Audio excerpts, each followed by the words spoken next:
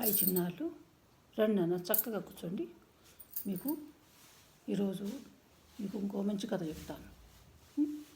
సరే, నేను చెప్పిన కథలన్నీ మీరు జ్ఞాపకం ఉంచుకోవాలి.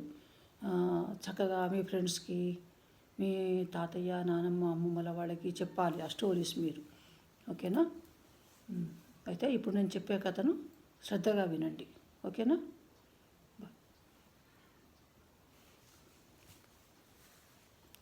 చక్కగా కూర్చోవాలి. అయితే ఒక ఊళ్ళో రాము, సోము అని చెప్పి ఇద్దరు స్నేహితులు ఉంటారు. ఆ స్నేహితులకు ఎంతో కొంతవరకు చదువుకున్నారు, కానీ వాళ్ళకు ఏమీ ఉద్యోగం కానీ పని కానీ ఏది లేదు.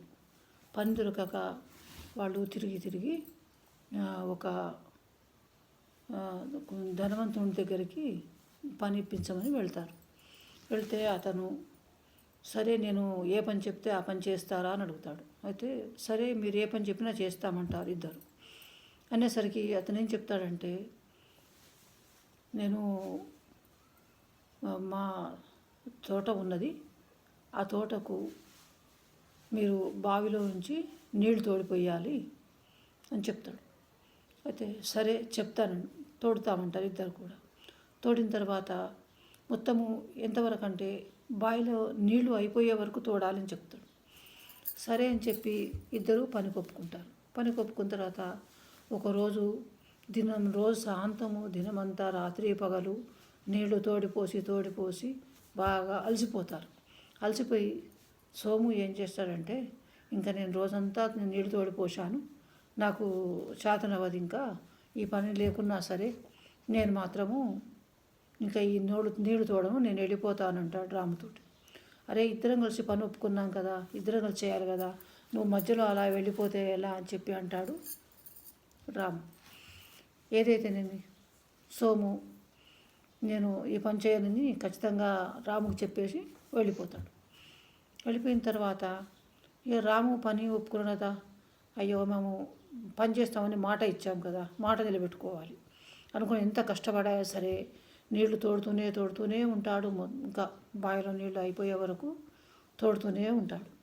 అలా 2 రోజులు 3 రోజులు అయిపోయింది, నీళ్ళన్నీ తోడిన తర్వాత ఒకరోజు అతను నీళ్లు తోడదామని ఇంకా తాడు లోపలికి వదలగానే ఆ తాడుకు బొక్కెనకు ఏదో తట్టుకున్నట్లాగా అనిపించేసి చాలా బరువుగా వచ్చేసరికి ఆయన అలాగే లాగేసేసరికి దాంట్లో ఒక బిందె నిండా బంగారం ఉన్న బిందె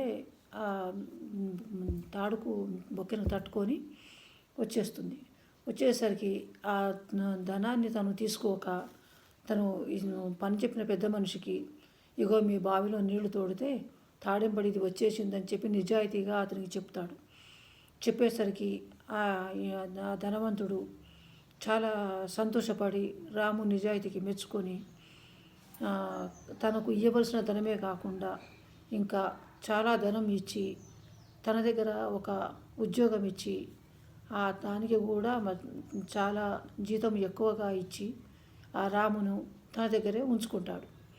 ఎందుకంటే ఇక్కడ రాము దగ్గర అతను నిజాయితీ చూశాడు.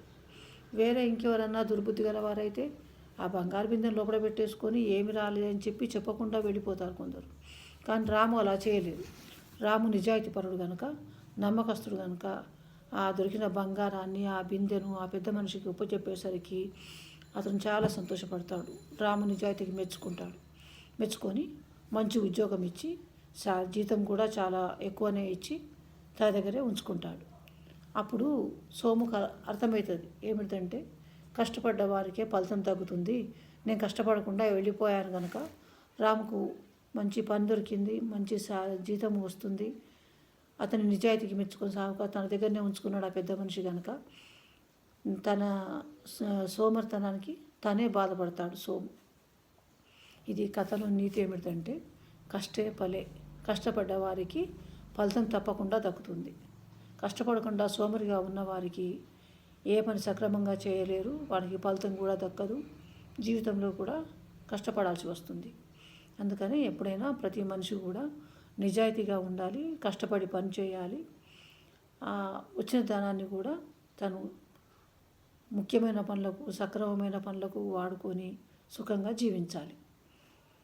అయితే ఇప్పుడు నేను చెప్తున్న స్టోరీస్ మీకు నచ్చిన మీకు ఎలా చూసి మీరు లైక్ చేయండి, సబ్స్క్రైబ్ చేయండి. అందరికీ నేను కోరుతున్నాను, మీరు తప్పకుండా లైక్ చేయండి, సబ్స్క్రైబ్ చేయండి. బాయ్.